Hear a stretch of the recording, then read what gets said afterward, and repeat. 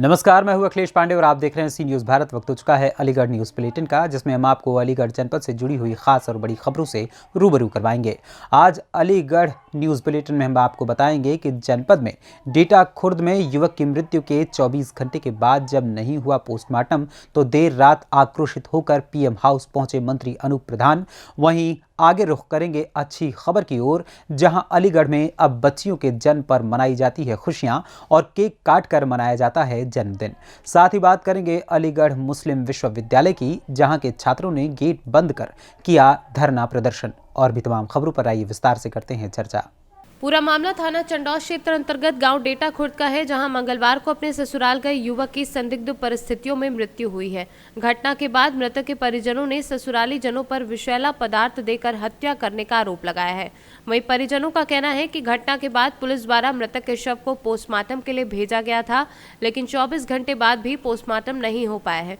वहीं 24 घंटे बाद भी पोस्टमार्टम न होने से नाराज उत्तर प्रदेश सरकार के राजस्व मंत्री अनूप प्रधान देर रात पोस्टमार्टम हाउस पहुंचे और अधिकारियों को जमकर खरी खोटी सुनाई। जी, क्या रीजन था जो कि इस समय आपको पोस्टमार्टम हाउस पर आना पड़ा है? क्या मामला है पूरा? देखिए, मेरी विधानसभा क्षेत्र खैर में एक साधारण से परिवार में एक व्यक्ति की मृत्यु हुई, उनकी ससुराल में जाकर के। लगभग सुबह की घटना है। मेरे पास जानकारी इसकी 12 बजे आई। उनके परिवार के पिताजी, उन्होंने टेलीफोन किया कि ऐसे ऐसे बात है, मेरे बच्चे का पोस्टमार्टम कराना है। मैंने 12 ही बजे संबंधित थाना हमारा चंडौल है, वहाँ के इंस्पेक्टर को फ़ोन किया। मैं ऐसे बात है, सुबह की घटना है, इसकी जानकारी लेकर के पोस्टमार्टम जो आपकी कार्रवाई है, पुलिस की जो प्रोसीडिंग है, उसे पूरी करा देना। उसके बाद भी मैंने दोबारा भी उनको फ़ोन किया और जो संबंधित दरोगा भेजे मैंने उनको भी टेलीफोन किया, पर आप देख रहे हैं कि इतना समय हो गया, अभी तक पोस्टमार्टम नहीं हुआ है। मंत्री, क्या कारण रहा है ऐसा कि जो कि सुबह से अब तक पोस्टमार्टम नहीं हो पाया? लगातार आपने भी लगातार प्रयास किए। देखिए, ये तो मैं समझता हूँ कि जो भी इसमें दोषी होंगे, क्योंकि इससे ज़्यादा संवेदनाएं कुछ हो ही नहीं सकती। जिसके परिवार का जवान बच्चा चला गया हो, तो मैं समझता हूँ कि पोस्टमार्टम जो है इतना समय नहीं लगना चाहिए, उसको जल्दी करा देना चाहिए था। पर अब क्या कारण रहे, ये तो मैं भी अभी यहाँ पोस्टमार्टम हाउस पर आप देख ही रहे हैं कि आया हूँ, क्योंकि नहीं हुआ तो परिवार के लोग बेचारे बिलख रहे हैं। तो मेरा भी दायित्व बनता है, क्योंकि इनकी कृपा से ही हम सब लोग वहाँ तक आते हैं। तो मैं उसी बात को जानने के लिए मैं पोस्टमार्टम हाउस। मंत्री, आपने किस किस से अब तक फ़ोन पे बात की? किस किस से आपने कहा था पोस्टमार्टम के लिए? देखिए, सबसे पहले तो मैं समझता हूँ कि जो कागजी कार्रवाई है वो संबंधित थाने से होती है। तो मैंने सबसे पहले जो सूचना है 12 बजे, और मैं समझता हूँ 12 भी छोड़ो, जो यहाँ के इंचार्ज हैं, जो मेडिकल में उनकी डेथ हुई थी, तो मेडिकल में जो चौकी लगती है वहाँ के इंचार्ज हैं, उनके द्वारा जानकारी हुई कि 9 बजे ही थाने को सूचना कर दी गई थी। लेकिन मेरे पास उनका टेलीफोन 12 बजे आया, तो मैंने 12 बजे सूचना दी। तो 12 बजे से लेकर के अगर मेरी सूचना 9 बजे की कहें तो अब तक आप देख ही रहे हैं, और अब तक मतलब जो है हम लोग इंतजार ही कर रहे हैं। क्या जांच वाच कराएंगे इसमें? क्या दोषी? देखिए, निश्चित ही इसमें, क्योंकि ये बड़ी संवेदना का विषय किसी के परिवार से जाता है, निश्चित हम सबको उसकी चिंता करनी चाहिए। तो परिवार के लोग लगातार टेलीफोन भी कर रहे थे। मैं इसकी ईमानदारी से जांच कराऊंगा और इसमें जो भी दोषी होंगे, और निश्चित ये व्यवस्था बदलनी भी चाहिए कि किसी के घर में अगर इस तरह की घटना हो तो कम से कम उनके परिवारजनों को जो उसका पार्थिव शरीर है वो समय से मिल जाए, जिससे कि अंतिम संस्कार, क्योंकि सभी रिश्तेदार भी रुके पड़े, बेचारे परिवार के लोग बिलख रहे हैं, किसी का जवान बच्चा जाता है, तो हमारे अंदर संवेदना इतनी होनी चाहिए कि हम इस काम को, चाहे हमें बाकी के काम में थोड़ी डिले हो जाए, पर इस काम को हमें समय से करना चाहिए, ऐसा मेरा मानना है। अलीगढ़ से सी न्यूज़ संवाददाता संजीव शर्मा की रिपोर्ट। उत्तर प्रदेश के मुख्यमंत्री योगी आदित्यनाथ के द्वारा उत्तर प्रदेश में जगह जगह करोड़ों रुपए खर्च करने के बाद गौशालाओं का निर्माण कराया गया, जिससे आवारा गौवंशों के सर पर छत के साथ चारे की भी व्यवस्था को उपलब्ध कराया जा सके। लेकिन जमीनी स्तर पर गौशाला में गौवंश पूरी तरीके से सुरक्षित नहीं रह पा रहे हैं। इस बात का अंदाजा स्थानीय लोगों की बातचीत से लगाया जा सकता है, जहां गौशाला में तड़प तड़प कर जान दे रहे गौवंश की दुर्दशा को लेकर स्थानीय लोगों में आक्रोश व्याप्त नजर आ रहा है। मामला जिला अलीगढ़ तहसील इगलास के कस्बा बेसवा का है, जहां हर रोज तड़प तड़प कर गौवंश जान देते नजर आ रहे हैं। स्थानीय लोगों का कहना है कि लगातार भूख प्यास व कड़कड़ाती ठंड की वजह से हर रोज गौवंश अपनी जान देते नजर आ रहे हैं। क्या नाम है आपका? अनुज कुमार अग्रवाल। कहाँ के रहने वाले? बेसवा निवासी। नगर पंचायत बेसवा की गौशाला की कैसी व्यवस्था है? गाय भूखी मर रही है, खाने पीने के लिए चारा नहीं है, कोई रख रखाव नहीं है, पानी के प्यास से तड़प तड़प के देखो कैसी गैया मर रही है बेचारी। क्या ठंड से बचाव के लिए कुछ किया जाता कोई है? व्यवस्था ना, कच्छू ठंड में मर रही है बेचारी, एक तिरपाल से टांग दो वैसे ही जाते तो, अरे जिन्हें नहाए तो इन्हें छोड़ दो वैसे ही भूखी, जो यहाँ भूखी मर रही है तो कच्छू पकड़ खाएंगी कि तू क्या व्यवस्था होनी चाहिए? इनको खाने पानी को व्यवस्था हो कि ना हो, इनकी ओढ़वे को कछु ना तो कम्बर ही हो हल्को फुल्को, ये ठंड में मर रही है बेचारी, नो का होगा फिर? क्या गाय अब तक मर चुकी है इसमें ठंड से? 20 गाय मर गई साहब अब तक यही ठंड में। क्या नाम है आपका? रवि कुमार, कहाँ के रहने वाले हैं आप? जहरौली के। यहाँ नगर पंचायत बेसवांगी गौशाला में कैसी व्यवस्था है? साफ सफाई की व्यवस्था तो ठीक है, लेकिन जो गायों की स्थिति है वो ज़्यादा ख़राब चल रही है। यहाँ पर गायों को अच्छी तरह से खाना नहीं दिया जा रहा है, जो चारा है। चारा क्या मिल रहा है इनको? चारे में इनको प्यार दिया जा रहा है जो खेतों में उगाया जाता है। क्या चारे में आटा वगैरह या सानी दी जाती है? नहीं, आटा नहीं है, खाली प्यार डाल दिया जाता है। सूखा? सूखा। अलीगढ़ से सी न्यूज़ संवाददाता संजीव शर्मा की रिपोर्ट।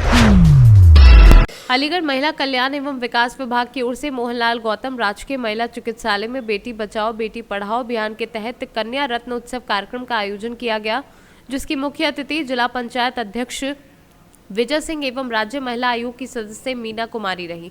बच्चियों के हाथ से केक काटकर कन्या जन्मोत्सव कार्यक्रम का शुभारंभ किया गया। इस दौरान 50 नवजात बच्चियों को किसके साथ ही प्रमाण पत्र वितरित किए गए। जिला पंचायत अध्यक्ष विजय सिंह ने कहा कि बेटी बचाओ बेटी पढ़ाओ योजना के बाद प्रदेश में बच्चियों के लिंग अनुपात वृद्धि हुई है। अब बच्चियों के जन्म पर खुशी मनाई जाती है। मेरा नाम श्रीमती विजय सिंह, जिला पंचायत अध्यक्ष अलीगढ़। जैसे आज कन्या उत्थान का जो कार्यक्रम हो रहा है तो इसके ऊपर आप क्या कहेंगे? मैं बेटी बचाओ बेटी पढ़ाओ वाला प्रोग्राम हो रहा है, बेटियों के जन्मोत्सव है, उत्सव मनाना चाहिए हमको। और हमारी केंद्र और प्रदेश सरकार भी बेटियों के लिए संकल्पित है कि बेटियों को पढ़ाओ भी और बचाओ भी, क्योंकि 2014 से पहले बेटियों को कोख में ही मार दिया जाता था। अब उनका हमारी सरकारों ने संकल्प ले रखा है कि पढ़ाना भी है, बचाना भी है, सुरक्षा भी है, सबके नाम पर कृत संकल्प है। तो जैसे कि बेटी जो आज इसमें जो जन्म हो रहा है तो उनके लिए आज केक काट करके क्या क्या बधाइयाँ दे रहे हैं, आप क्या कर रहे हैं? हम सबसे यही कहेंगे, माँओं से यही कहेंगे कि ऐसे ही उत्साह मनाएं। बेटियां कोई अभिशाप नहीं हैं, बेटे सौभाग्यशाली हैं तो बेटियां भी कम सौभाग्यशाली नहीं हैं, उनको समानता के रूप में देखें। राज्य महिला आयोग उत्तर प्रदेश लखनऊ, मीना कुमारी सदस्य। जो बेटी बचाओ बेटी पढ़ाओ का अभियान जो आज चल रहा है हॉस्पिटल के अंदर, और क्या लोगों को एक नया संदेश मिलेगा इसके ऊपर आप क्या? साहब, बेटी बचाओ बेटी पढ़ाओ ये बयान तो हमारी सरकार 14 से लेके चल रही है और 14 से बराबर कार्यक्रम कर रहे हैं। मुझे भी आयोग में 4 साल हो गए, मैं भी बराबर बेटियों का कार्यक्रम करती हूँ। लेकिन हमारे समाज को ये संदेश देने की ज़रूरत है कि बेटी में और बेटा में अंतर न समझे। जो भी है, बेटी भी बेटाओं से कम नहीं है, दोनों ही बराबर का दर्जा है।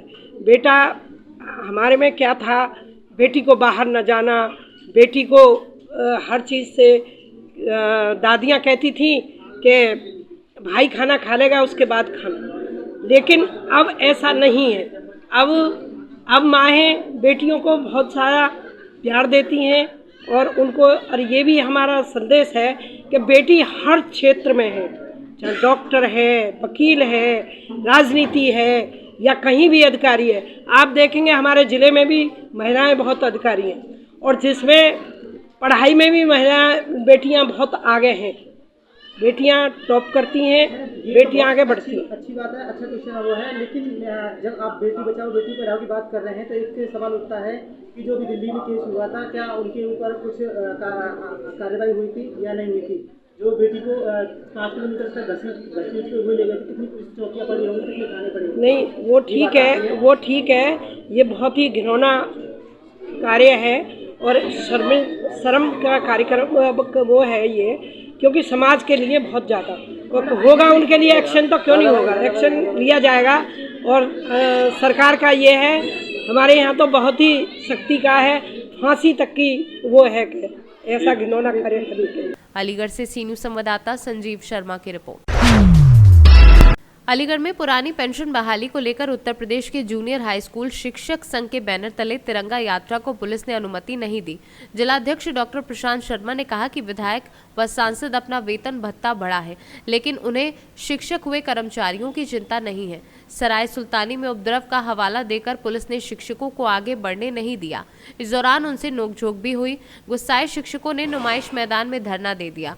उत्तर प्रदेशीय जूनियर हाई स्कूल शिक्षक संघ के बैनर तले प्रांतीय नेतृत्व के आह्वान पर पुरानी पेंशन की मांग को लेकर जबरन नई पेंशन स्कीम में कटौती के विरोध में नुमाइश मैदान गांधी चौक पर एकत्र हुए। तिरंगा यात्रा नुमाइश मैदान से सड़क पर आ गई, लेकिन उसे आगे नहीं जाने दिया। पुलिस अधिकारियों ने कहा कि धारा 144 लागू है, इससे माहौल गड़बड़ हो रहा है और हो सकता है उनके अनुरोध पर शिक्षकों ने धरना दे दिया।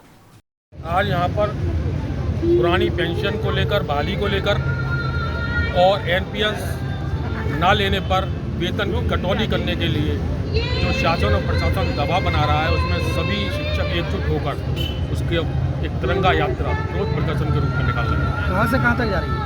ये नुमाइश ग्राउंड से लेकर जिला विशिष्ट अधिकारी कार्यालय तक ये तिरंगा यात्रा जाएगी।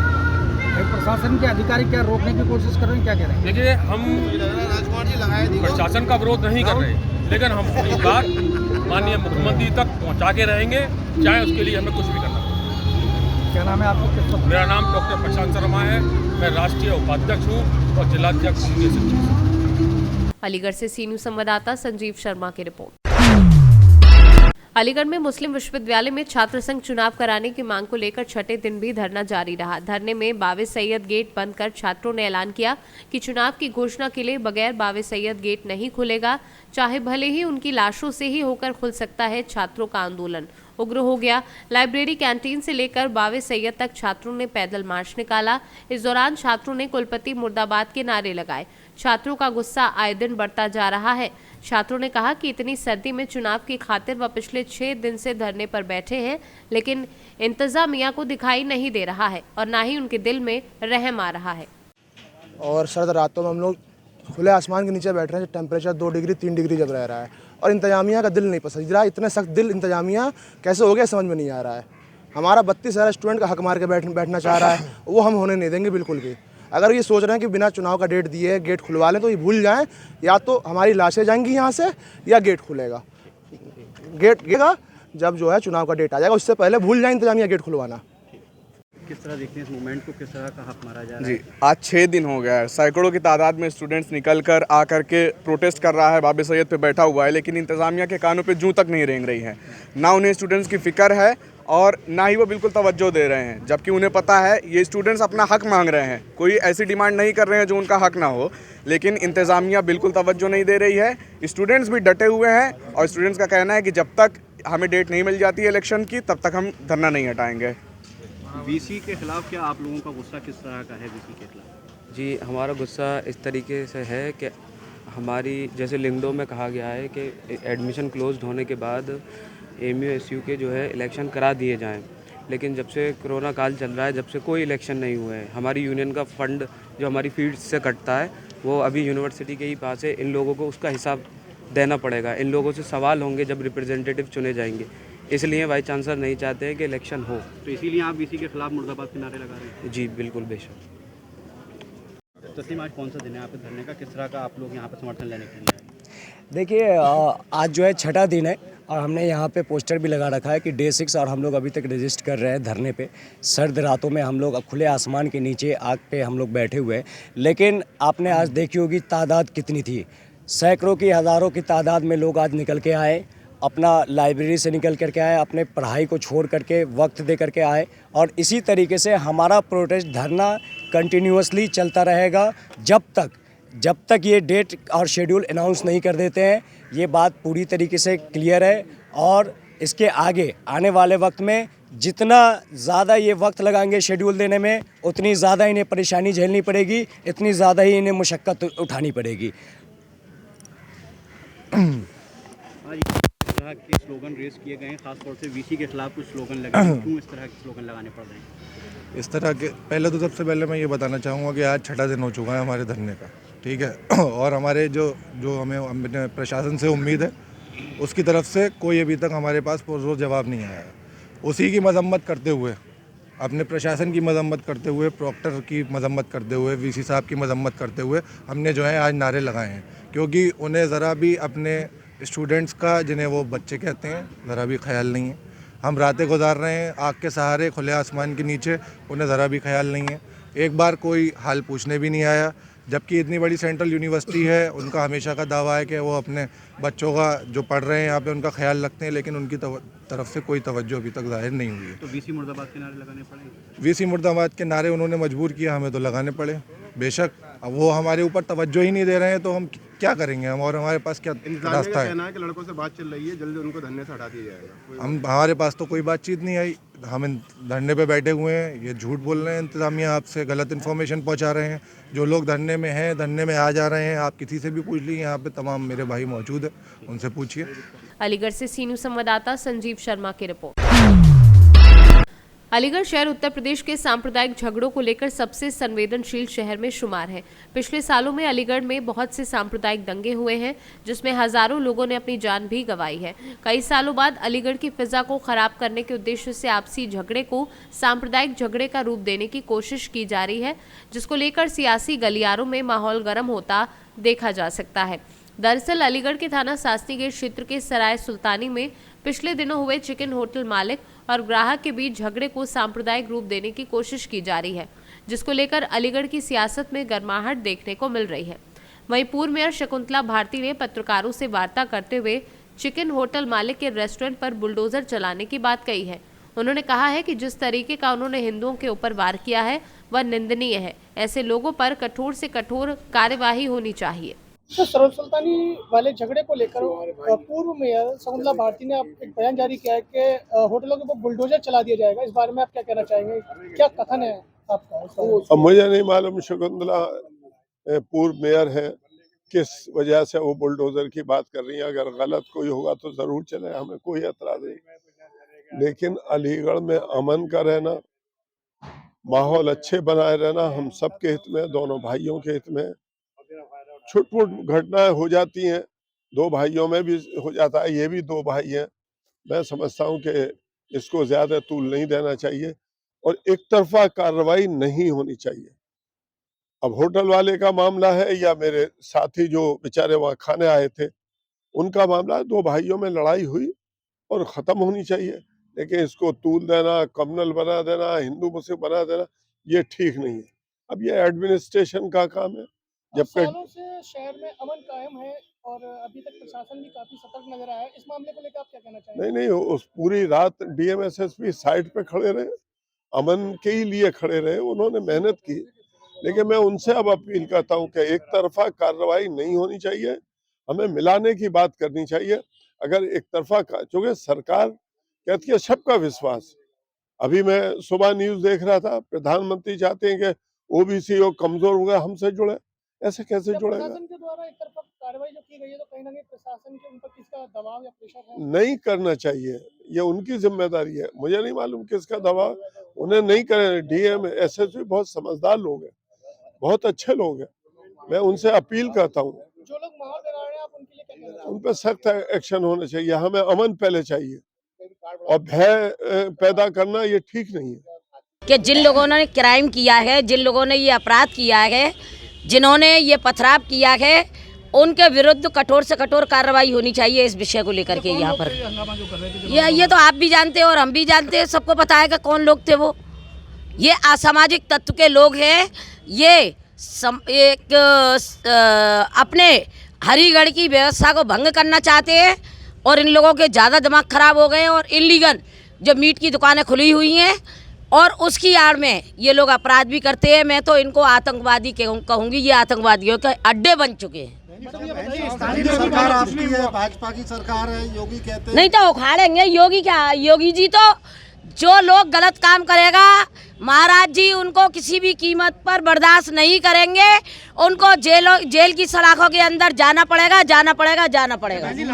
सरकारी जमीन पर उन मार्केट चल रहा है। देखिए आज से उस पर कार्रवाई शुरू हो चुकी है, नगर निगम को भी अवगत करा चुके हैं और ये लोग वहाँ से उखाड़े जाएंगे और जो इनकी अवैध दुकानें हैं उनको ध्वस्त किया जाएगा। बिल्कुल स्थानीय लोगों ने कहा है कि पिछले दिनों से लगातार वो शिकायतें कर रहे हैं, खुले में मांस बेचा जा रहा है और बावजूद कोई कार्रवाई नहीं हुई। नहीं, देखिए, ये इस बात से मैं बिल्कुल सहमत नहीं हूँ। अगर शिकायत होती तो हमारे अलीगढ़ की जो पुलिस है बहुत सक्रिय है, प्रशासन सक्रिय है। और वो तो चौकी के नीचे हैं तीनों दुकानें। हाँ, ये तो बताओ। नहीं, अगर चौकी के नीचे तीनों दुकानें हैं, चौकी के नीचे हैं। हाँ, चौकी के नीचे दुकानें हैं। अरे क्यों नहीं है सक्रिय? अगर सक्रिय नहीं होती तो कल जरासी चिंगारी पर अलीगढ़ में दंगा भड़क सकता था, अगर प्रशासन की सक्रियता नहीं होती तो। आरएसएस का कार्यालय भी है, आरएसएस कार्यालय के दरवाजे पे मीट की दुकान है। भाई नहीं, दरवाजे पे नहीं है, बैक साइड। हाँ, तो है तो कार्यालय हमारा संघ का, हमारे संघ का जो कौन, हाँ, रोड से ही जाते हैं। अब देखिए इस तरीके की जो हरकत है, देखिए मंदिर भी है, संघ कार्यालय भी है, लेकिन बैक साइड में है। इनकी सड़कें बिल्कुल मेन रोड पर है और जो हरकतें इन्होंने कल की है उस पर कार्रवाई चल रही है और ये जेल की सलाखों के अंदर जा रहे हैं। एक माननीय ने फोन किया, उसके बाद पुलिस हरकत में आई, आधे घंटे तक कोई रेस्पॉन्स नहीं मिला पुलिस का, तो क्या मानती है? देखिए, जब तक प्रशासन को जानकारी नहीं होगी तो प्रशासन किस तरीके से उड़ के थोड़ी आएगा। कौन बताने जाएगा? नहीं, चौकी के नीचे उन्होंने बता दी और प्रशासन एज ए स्पॉट पहुंचा है। आधे घंटे बाद माननीय के फोन करने के बाद? नहीं, आधा घंटे बाद नहीं, आधा घंटे बाद नहीं। कई बार घटनाएं हो चुकी, पहली घटना नहीं हुई वहाँ पर जी। तीन बार घटना पहले कभी होती होंगी। उस समय से लेके अब तक क्यों नहीं जागी पुलिस? नहीं, पहले कभी होती होंगी, लेकिन अब ये घटना जो बड़ी हुई है। अब तक अवैध क्यों नहीं थी, अब अवैध कैसे हो रही है? नहीं, अवैध पहले भी थी और आज भी अवैध है। कार्रवाई हो रही है, क्यों नहीं हो रही? अब इन्होंने जो हरकतें की है, घटना को 18 घंटे होने जा रहे हैं। हाँ, क्या है पुलिस के हाथ में? देखिए, एक बात सुन लीजिए, जब अपराधी भागने में सफल हो चुके हैं तो उनको पकड़ने में समय तो लगेगा, ऐसी बात तो नहीं है। बुलडोजर कहाँ है? बुलडोजर ही चलेगा? अरे कैसी बात कर रहे हैं आप, जरा समय तो दो। महाराज जी का बुलडोजर ना चले तब आप कहना कि महाराज जी का बुलडोजर नहीं चला है। हाँ, समय है। अरे कम से कम 24 घंटे का समय तो दे दो भाई, समय तो दीजिए। अलीगढ़ से सी न्यूज़ संवाददाता संजीव शर्मा की रिपोर्ट। फिलहाल के लिए इस अलीगढ़ न्यूज़ बुलेटिन में इतना ही। देश दुनिया की तमाम खबरों के लिए देखते रहें सी न्यूज़ भारत। हर खबर आपके साथ, आपके हाथ।